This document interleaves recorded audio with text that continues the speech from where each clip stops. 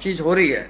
अप्रत्यक्ष रूप से जी जी। भगवान कल्कि प्रकट हो चुके हैं मतलब। ये तांडव उन्हीं का है। हम्म। कल्कि का मतलब कलुष को ग्रसित कर जाएंगे, वो सारे कल को खा जाएंगे। वो जितना कलुषित वृत्ति, चित्त की वृत्ति जितनी भी उत्पन्न हुई है इस धरती पर, उसको वो खाने के लिए अप्रत्यक्ष रूप से अप्रतिरित हो चुके हैं। वो मतलब अप्रत्यक्ष रूप से आ चुके हैं।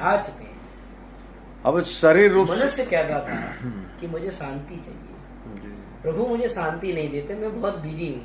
भगवान ने खाली कर दिया, घर में बैठे हैं। अब उनके मन में क्रांति हो रही है। जी जी। पहले अब उन्हें शांति काट रही है। जी जी। तो इसका कारण क्या है कि वो अब उनकी अवस्था में वो कैसे आएंगे? उन्हें वेद, शास्त्र, उपनिषद, गीता, ब्रह्मसूत्र, आगम, निगम, पुराण और व्यवहारिक सत्य का ज्ञान अगर होगा तो वो एकांत में आनंदित हो जाएंगे, उनका मन भी समाहित हो जाएगा। लेकिन किंग कर्तव्य गुण इसलिए हैं क्योंकि उनका मन कर्म और कर्म से फल और फल से भोग और भोग से नरक की चित्त वृत्ति को सजोए बैठा है कि मुझे इसमें आनंद मिलेगा, जबकि उसमें आनंद नहीं है, न था और न होगा। आनंद किसमें होगा? स्वयं में समाहित होने पर। जी। ये जो परिवर्तन चल रहा है अप्रत्यक्ष रूप से, कल्कि की सत्ता तो प्रकट हो ही चुकी है, तो ऐसा कितना सत्य, हमें तो ऐसा लग रहा है कि जैसे इस घोर परिवर्तन से सतयुग के नजदीक। जी, ये जब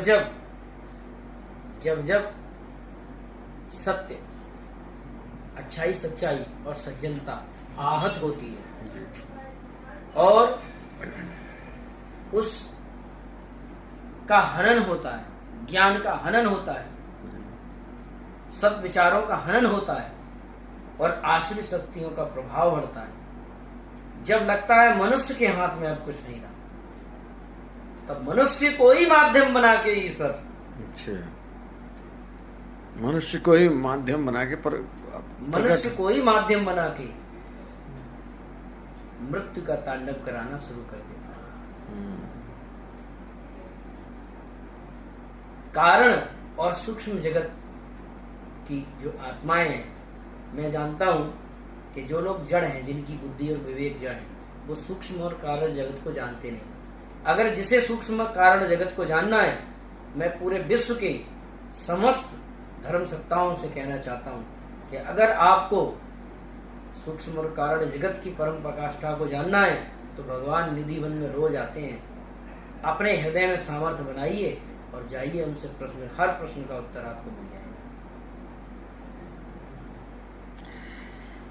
लास्ट में गुरुजी कि क्योंकि आपने बता दिया अप्रत्यक्ष रूप से तो प्रकट हो गया अपना